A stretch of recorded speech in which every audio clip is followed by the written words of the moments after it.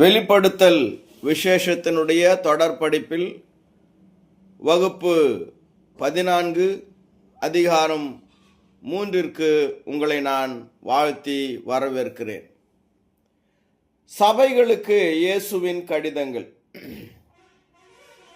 பிலதெல்பியாவில் உள்ள சபையின் தூதனுக்கு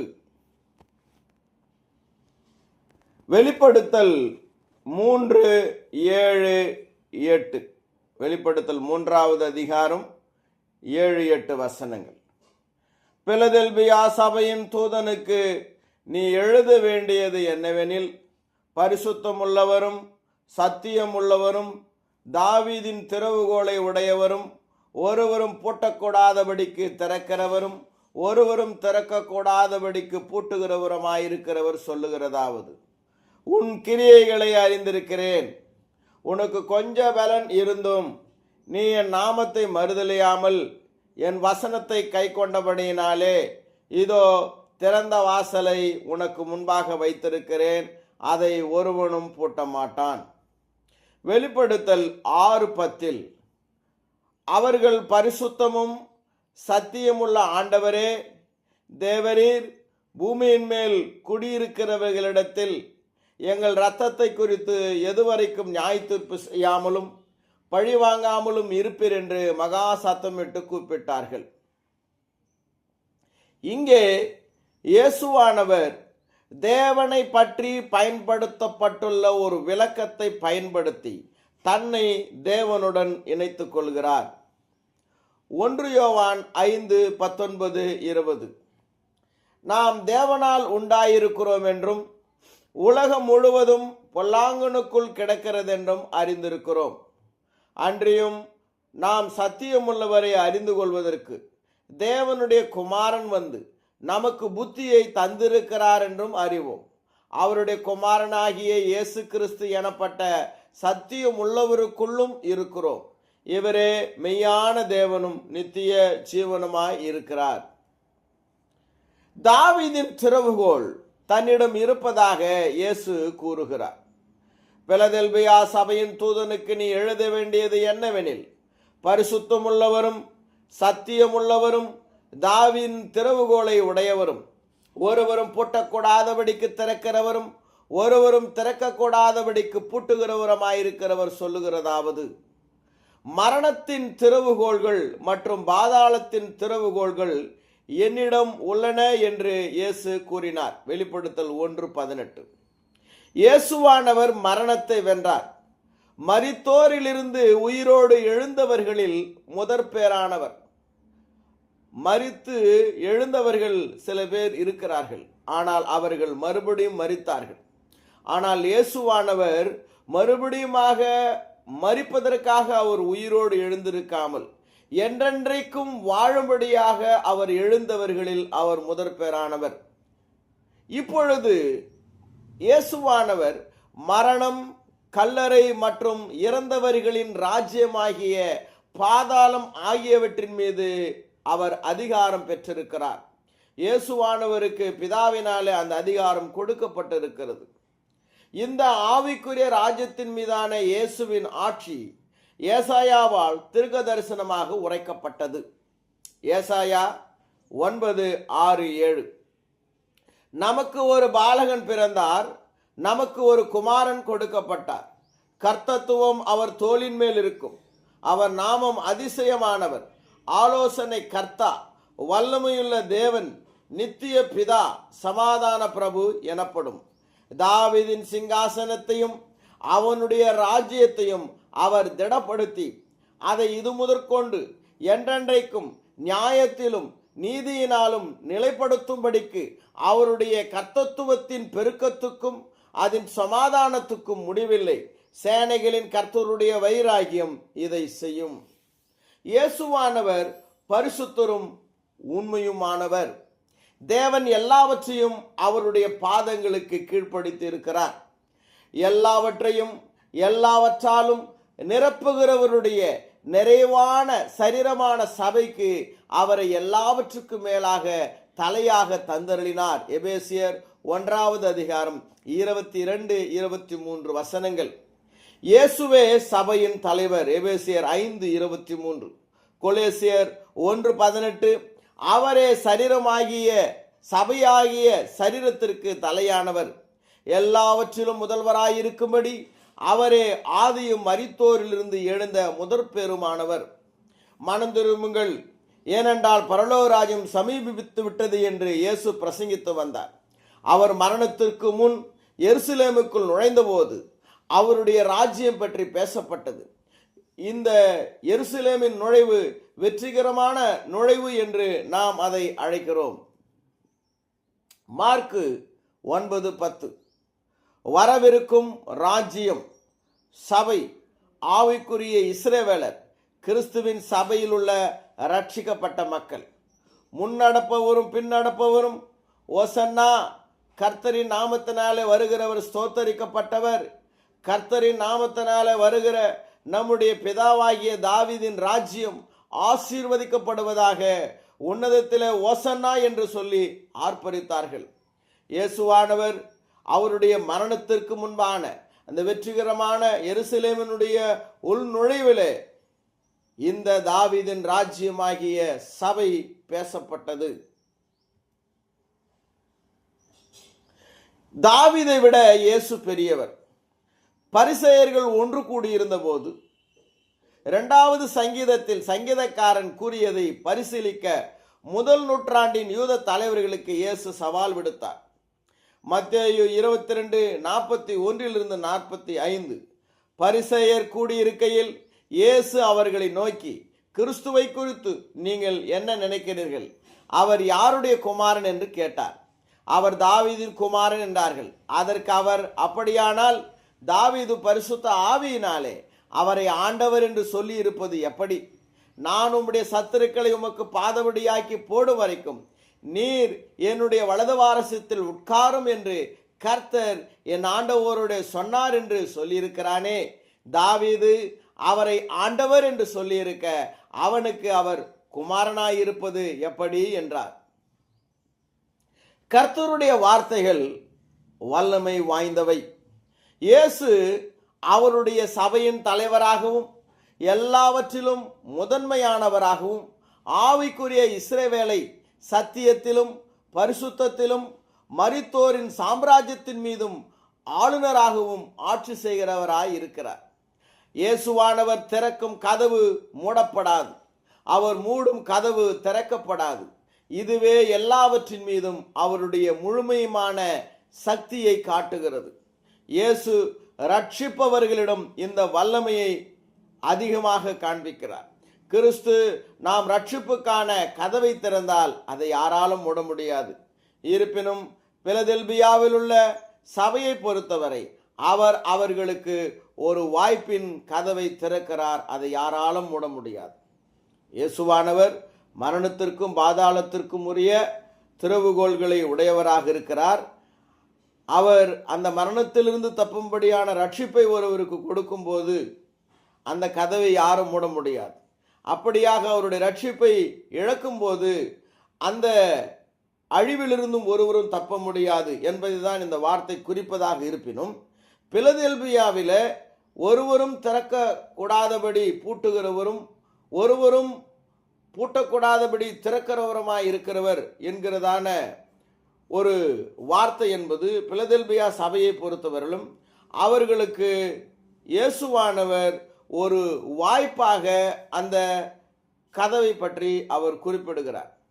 வெளிப்படுத்தல் 3:8, உன் கிரியைகளை அறிந்திருக்கிறேன், உனக்கு கொஞ்ச பலன் இருந்தும் நீ என் நாமத்தை மறுதலியாமல் என் வசனத்தை கை கொண்டபடினாலே இதோ திறந்த வாசலை உனக்கு முன்பாக வைத்திருக்கிறேன், அதை ஒருவனும் பூட்ட மாட்டான். ஒரு திறந்த கதவு பெரும்பாலும் வேதத்தில் ஒரு வாய்ப்பை குறிக்கிறது. அப்போஸ்தலர் 14:27 அவர்கள் அங்கே சேர்ந்தபோது சபையை கூடி வரச் செய்து தேவன் தங்களை கொண்டு செய்தவைகளையும் அவர் புறஜாதிகளுக்கு விசுவாசத்தின் கதவை திறந்ததையும் அறிவித்து. அப்போஸ்தலர்கள் பவுல் பர்னபா முதல் சுவிசேஷ பயணத்தில் கலாத்தியா நாடுகளுக்கு அவர்கள் சென்றபோது இவர்கள் சுவிசேஷம் சொல்லும்படியாய் புறஜாதிகள் அதை ஏற்றுக்கொண்டதை அவர்களுக்கு அந்த வாய்ப்பு இருந்ததை திறந்த கதவு என்று இவர்கள் அறிவிக்கிறார்கள். தேவன் தங்களை கொண்டு செய்தவைகளையும் அவர் புறஜாதிகளுக்கு விசுவாசத்தின் கதவை திறந்ததையும் அறிவித்து, ஆக திறந்த வாசலை உனக்கு முன்பாக வைக்கிறேன் என்று இந்த பிலதெல்பியா சபைக்கு சொல்வது, தேவன் அவர்களுக்கு சுவிசேஷம் சொல்வதற்கு, ரட்சிப்பு உண்டாவதற்கு தடையில்லாத ஒரு வாய்ப்பை அவர் ஏற்படுத்துகிறார் என்பதை இது குறிக்கிறது. 1 கொரிந்தியர் 16:8-9. ஆனாலும் பெந்தகோஸ்தே பண்டிகை வரைக்கும் எபேசு பட்டணத்தில் இருப்பேன், ஏனெனில் இங்கே பெரிதும் அனுகூலமான கதவு எனக்கு திறக்கப்பட்டிருக்கிறது, விரோதம் செய்கிறவர்களும் அநேகர் இருக்கிறார்கள். எபேசு பட்டணத்தில் சுவிசேஷம் கடந்து செல்வதற்கான ஒரு வாய்ப்பு இருந்ததை பற்றி கொரிந்து சபைக்கு எழுதும்போது பவுல் இவ்வாறு குறிப்பிடுகிறார், ஏனெனில் இங்கே பெரிதும் அனுகூலமான கதவு எனக்கு திறக்கப்பட்டிருக்கிறது. ஆக பிலதெல்பியா சபைக்கு இயேசுவானவர் சொல்லுகிற இந்த திறந்த வாசல் என்பது அவர்கள் சுவிசேஷம் சொல்வதற்கான, தொடர்ந்து ஊழியத்தை செய்வதற்கான ஒரு வாய்ப்பை அது குறிக்கிறது. அவர் எந்த கதவை திறந்தார்? சாத்தானால் பிலதெல்பியாவில் சபைக்கு எதிராக கொண்டு வரப்பட்ட உறுதியான துன்புறுத்தலின் மத்தியில் மறுப்பாளர்களை கூட கிறிஸ்துவுக்குள் மாற்றுவதற்கான ஒரு வாய்ப்பாக இது தோன்றுகிறது. திறந்த வாசல் என்பது பிலதெல்பியாவில் சபைக்கு எதிராக உபத்திரவப்படுத்தும்படியாக உறுதியாக இருந்த அந்த மனிதர்களை கூட கிறிஸ்துவுக்குள் கொண்டு வருவதற்கான ஒரு வாய்ப்பை இந்த சபைக்கு இயேசுவானவர் கொடுத்தார். அதை தான் இது குறிக்கிறது.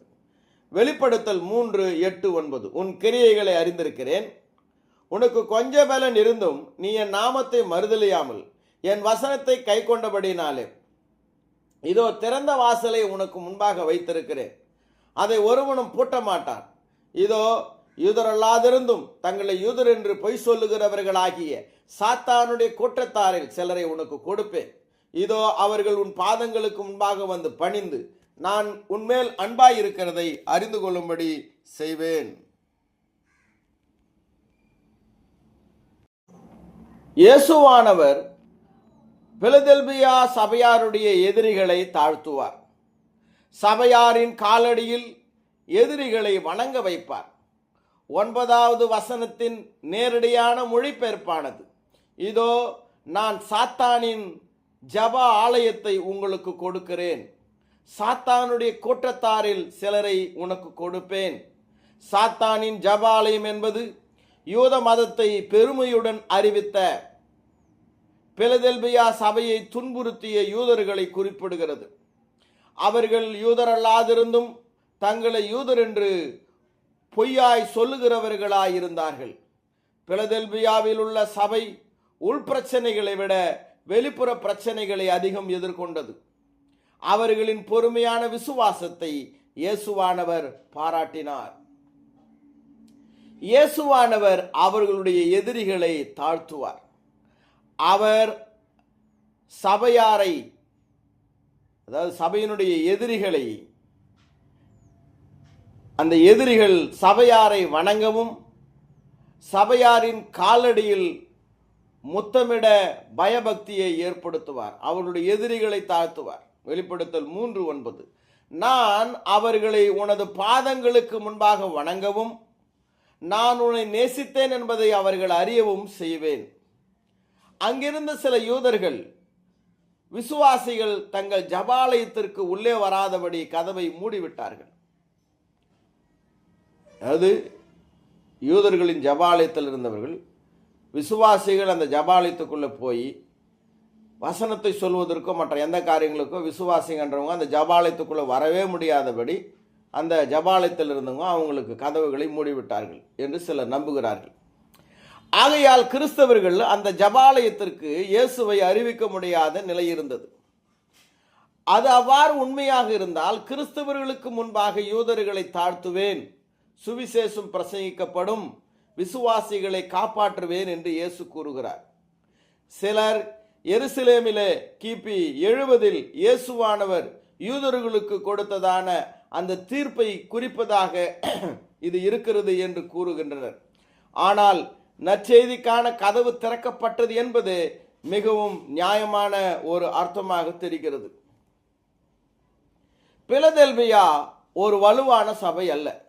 அவர்களுக்கு கொஞ்ச பலன்தான் இருந்தது என்று தனக்கு தெரியும் என்று இயேசுவானவர் கூறுகிறார். வெளிப்படுத்தல் 3:8. இது கிறிஸ்துவில் அவர்களின் முதிர்ச்சியை குறிக்கலாம், அல்லது அவர்கள் ஒரு சிறிய சபை என்பதை குறிக்கலாம். அப்படி இருந்தும் இயேசு அவர்களின் பலமாக இருப்பார். இயேசுவினுடைய பலம் அவர்களின் பலவீனத்தில் தெரியும். இது பவுல் தனது முள்ளின் மூலம் புரிந்து கொண்ட கருத்தாகும். 2 கொரிந்தியர் 12:8-10. அது என்னை விட்டு நீங்கும்படிக்கு நான் 3 தரம் கர்த்தரிடத்தில் வேண்டிக் கொண்டேன். அதற்கு அவர், என் கிருபை உனக்கு போதும், பலவீனத்திலே என் பலம் பூரணமாய் விளங்கும் என்றார். ஆகையால் கிறிஸ்துவின் வல்லமை என்மேல் தங்கும்படி என் பலவீனங்களை குறித்து நான் மிகவும் சந்தோஷமாய் மேன்மை பாராட்டுவேன். அந்தபடி நான் பலவீனமாய் இருக்கும் போதே பலமுள்ளவனாய் இருக்கிறேன். ஆகையால் கிறிஸ்துவின் நிமித்தம் எனக்கு வரும் பலவீனங்களிலும் நிந்தைகளிலும் நெருக்கங்களிலும் துன்பங்களிலும் இடுக்கண்களிலும் நான் பிரியப்படுகிறேன். பவுலை போல அவர்களுடைய விசுவாசமும் பலமாகவே இருந்தது. வெளிப்படுத்தல் 3:10-11. என் பொறுமையை குறித்து சொல்லிய வசனத்தை நீ காத்து கொண்டபடியினால் பூமியில் குடியிருக்கிறவர்களை சோதிக்கும்படியாக புச்சகரத்தின் மேலெங்கும் வரப்போகிற சோதனை காலத்திற்கு தப்பும்படி நான் உன்னை காப்பேன். இதோ சீக்கிரமாய் வருகிறேன். ஒருவனும் உன் கிரீடத்தை எடுத்துக்கொள்ளாதபடி உனக்குள்ளதை பற்றி கொண்டிரு. கிறிஸ்து அவர்களை சோதனை காலத்திலே காப்பாற்றுவார். தேவன் லோத்துவை காப்பாற்றினது போல, நோவாவை எப்படி காப்பாற்றினாரோ அப்படி போல இவர்களையும் காப்பாற்றுவார். 2 பேதுரு 2:9.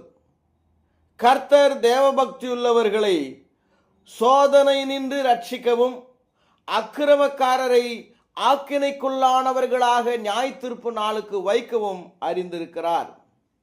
என்ன வரப்போகிறது என்று அவர்களுக்கு தெரியுமா? நமக்கு எதுவும் அப்படி கூறப்படவில்லை. ஆனால் அவர்கள் கடினமான காலங்களை சகித்திருக்கிறார்கள் என்பதை நாம் அறிகிறோம். மத்தேயு 5:10-11. நீதி நிமித்தம் துன்புறுத்தப்பட்டவர்கள் பாக்கியவான்கள், பரலோக ராஜ்யம் அவர்களுடையது. என் நிமித்தம் உங்களை நிந்தித்து பலவிதமான தீமையான மொழிகளையும் உங்கள் பேரில் பொய்யாய் சொல்வார்களானால் நீங்கள் பாக்கியவான்களாய் இருப்பீர்கள். என் நிமித்தம் மக்கள் உங்களை அவமதித்து துன்புறுத்தி உங்களுக்கு எதிராக எல்லா விதமான தீமைகளை எல்லாம் பொய்யாய் சொல்லும்போது நீங்கள் பாக்கியவான்கள் என்று கூறினார். ஆக பிலதெல்பியாவில் இருந்ததான சபைக்கு வரப்போகிறதான கஷ்ட காலம் என்னவென்று நமக்கு தெரியவில்லை. ஆனால் அது எப்படிப்பட்ட ஒரு கஷ்டமாக இருந்தாலும், சோதனை காலமாக இருந்தாலும், தேவன் அவர்களை அந்த சோதனையிலிருந்து காப்பார் என்று வாக்கு அருளுகிறார். துன்புறுத்தியவர்களை நேசிப்பது கூட அவர்களது பலமாக இருக்கலாம். மத்தேயு 5:43-45. உனக்கடுத்தவனை சிநேகித்து உன் சத்துருவை பகைப்பாயாக என்று சொல்லப்பட்டதை கேள்விப்பட்டிருக்கிறீர்கள். நான் உங்களுக்கு சொல்லுகிறேன், உங்கள் சத்துருக்களை சிநேகியுங்கள், உங்களை சபிக்கிறவர்களை ஆசீர்வதியுங்கள், உங்களை பகைக்கிறவர்களுக்கு நன்மை செய்யுங்கள், உங்களை நிந்திக்கிறவர்களுக்காகவும் உங்களை துன்பப்படுத்துறவர்களுக்காகவும் ஜெபம் பண்ணுங்கள். இப்படி செய்வதனால் நீங்கள் பரலோகத்தில் இருக்கிற உங்கள் பரமபிதாவுக்கு புத்திரராய் இருப்பீர்கள். அவர் தீயோர் மேலும் நல்லோர் மேலும் தமது சூரியனை உதிக்க பண்ணி நீதியுள்ளவர்கள் மேலும் அநீதியுள்ளவர்கள் மேலும் மழையை பெய்ய பண்ணுகிறார். அவர்களுடைய விசுவாசத்தை இயேசுவானவர் கண்டார். பிலதெல்பியா சபையாருடைய விசுவாசத்தை. உபத்திரவத்தின் போது அவர்கள் பொறுமையாக இருந்தார்கள். சோதனை நேரத்திலிருந்து நானும் உன்னை காப்பேன் என்று அவர் கூறுகிறார். அது பூமியில் வாழ்கிறவர்களை சோதிப்பதற்காக உலகம் முழுவதும் வரப்போகிற ஒரு சோதனை காலம். பிலதெல்பியா சபையார் சோதிக்கப்படவே மாட்டார்கள் என்று இயேசு உறுதியளிக்கவில்லை. மாறாக அந்த சோதனை காலம் அவர்களுக்கு வரும்போது அந்த நேரத்தில் இயேசுவானவர் அவர்களை பார்த்து கொள்வார், பாதுகாத்து கொள்வார். வெளிப்படுத்தல் 3:11-13. இதோ சீக்கிரமாய் வருகிறேன், ஒருவனும் உன் கிரீடத்தை எடுத்துக்கொள்ளாதபடி உனக்குள்ளதை பற்றி கொண்டிரு. ஜெயம் கொள்ளுகிறவன் எவனோ அவனை என் தேவனுடைய ஆலயத்திலே தூணாக்குவேன், அது நின்று அவன் ஒரு காலம் நீங்குவதில்லை. என் தேவனுடைய நாமத்தையும் என் தேவனால் பரலோகத்திலிருந்து இறங்கி வருகிற புதிய எருசலேமாகிய என் தேவனுடைய நகரத்தின் நாமத்தையும் என் புதிய நாமத்தையும் அவன் மேல் எழுதுவேன். ஆவியானவர் சபைகளுக்கு சொல்லுகிறதை காதுள்ளவன் கேட்க கடவன் என்று எழுது. வெகுமதி மிக பெரியது. ஜெயிப்பவர்களை தம்முடைய தேவனுடைய ஆலயத்தில் தூணாக தேவனுடைய வீட்டின் நிரந்தர பாகமாக்குவார். அவர்கள் ஒருபோதும் வெளியேற்றப்பட மாட்டார்கள். சங்கீதம் 27:4. கர்த்தரிடத்தில் ஒன்றை நான் கேட்டேன், அதையே நாடுவேன். நான் கர்த்தருடைய மகிமையை பார்க்கும்படியாகவும் அவருடைய ஆலயத்தில் ஆராய்ச்சி செய்யும்படியாகவும் நான் என் ஜீவனுள்ள நாளெல்லாம் கர்த்தருடைய ஆலயத்தில் தங்கியிருப்பதையே நாடுவேன். விசுவாசிகள் இங்கே தேவனுடைய வீட்டில் கிறிஸ்துவின் சபையில் வசிக்க முடியும். மேலும் நாம் இறக்கும்போது தேவனுடன் நித்தியமாக வாழ முடியும் என்பதே நமக்கான நம்பிக்கையாக இருக்கிறது. கிறிஸ்து இருக்கும் இடத்தில் நாம் இருக்க விரும்புகிறோம். பரலோகத்தில் அவருடைய தேவனுடன் நாம் இருக்க விரும்புகிறோம். ஏனென்றால் அவருடைய தேவன் நமது தேவன். இது ஜெயிப்பவர்களுக்கான வாக்குறுதி. வெளிப்படுத்தல் 3:11-13. இதோ சீக்கிரமாய் வருகிறேன், ஒருவனும் உன் கிரீடத்தை எடுத்துக்கொள்ளாதபடி உனக்குள்ளதை பற்றி கொண்டிரு. ஜெயம் கொள்ளுகிறவன் எவனோ அவனை என் தேவனுடைய ஆலயத்திலே தூணாக்குவேன், அது நின்று அவன் ஒரு காலம் நீங்குவதில்லை. என் தேவனுடைய நாமத்தையும் என் தேவனால் பரலோகத்தில் இந்த இறங்கி வருகிற புதிய எருசலேமாகிய என் தேவனுடைய நகரத்தின் நாமத்தையும் என் புதிய நாமத்தையும் அவன் மேல் எழுதுவேன். புதிய எருசலேமாகிய என் தேவனுடைய நகரத்தின் நாமம் என் புதிய நாமம் என்று இங்கே சொல்லுகிற அர்த்தங்களை பின்வரும்போது நாம் பார்ப்போம். ஆவியானவர் சபைகளுக்கு சொல்லுகிறதை காதுள்ளவன் கேட்க கடவன் என்று எழுது. பிலதெல்பியா சபையார் ஜெயித்தார்கள். அவர்கள் தேவனுடையவர்கள் என்று குறிக்கப்படுவார்கள். அவங்க ஜெயிச்சதுனால அவங்க என்னவென்று அடையாளப்படுத்தப்படுவாங்கன்னா அவங்க தேவனுடையவர்கள், தேவனுடைய மக்கள். புதிய பெயரால் குறிக்கப்படுவார்கள். புதிய எருசலேமிலே அவர்கள் குடியிருப்பார்கள். தேவனின் ஊழியர்களும் அவ்வாறே குறிக்கப்படுவார்கள்.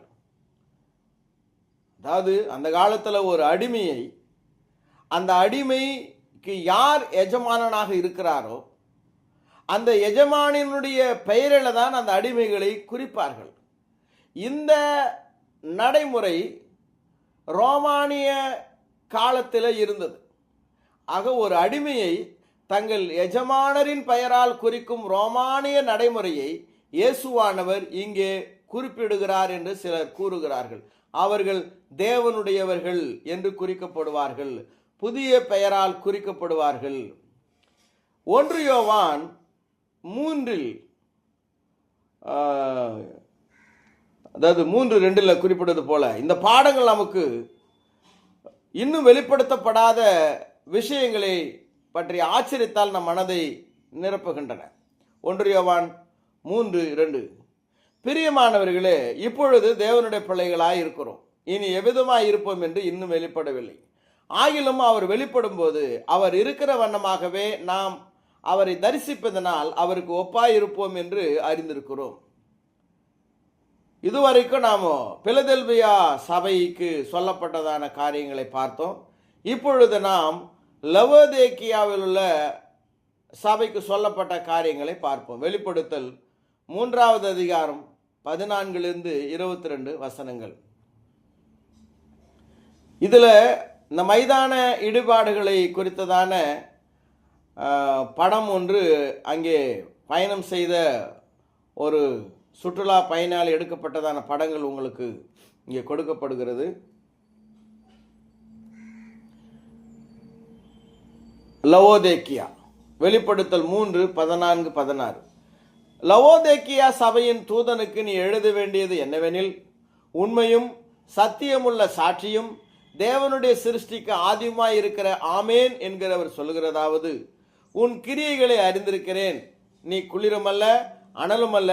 நீ குளிராயாவது அனலாயாவது இருந்தால் நலமாயிருக்கும். இப்படி நீ குளிருமன்றி அனலுமின்றி வெதுவெதுப்பாய் இருக்கிறபடினால் உன்னை என் வாயினின்று வாந்தி பண்ணி போடுவேன். வெளிப்படுத்தல் 3:17-18. நீ நிர்பாக்கியமுள்ளவனும் பரிதபிக்கப்படத்தக்கவனும் தரிதரனும் குருடனும் நிர்வாணியுமாயிருக்கிறதை அறியாமல் நான் ஐசிறுவான் என்றும் திரவிய சம்பன் என்றும் எனக்கு ஒரு குறையும் இல்லை என்றும் சொல்லுகிறபடியினால் நீ ஐசிறுவனாகும்படிக்கு நெருப்பில புடமிடப்பட்ட பொன்னையும் உன் நிர்வாணமாகிய அவலட்சணம் தோன்றாதபடிக்கு நீ உடுத்திக் கொள்வதற்கு வெண்வஸ்திரங்களையும் என்னிடத்தில் வாங்கிக் கொள்ளவும் நீ பார்வை அடையும்படிக்கு உன் கண்களுக்கு கலிக்கம் போடவும் வேண்டும் என்று உனக்கு ஆலோசனை சொல்லுகிறேன். லவோதேக்கியா சபையார் பரிதாபமான நிலையில் இருந்தார்கள். அவர்கள் தங்களை பணக்காரர்கள் என்று நினைத்து கொண்டிருந்தார்கள். ஆனால் உண்மை என்னவென்றால் அவர்கள் ஆவிக்குரிய நிலையிலே தரித்திரமுள்ளவர்களாக இருந்தார்கள். பொறுமையுடன் என்னோடு இந்த பாடத்தில் இணைந்திருக்கிறவர்களுக்கு நன்றி கூறிக்கொள்கிறேன். தேவனுக்கு சித்தமானால் நாம் தொடர்ந்து இந்த தொடர் வேதாகம படிப்பிலே நாம் இணைந்திருப்போம்.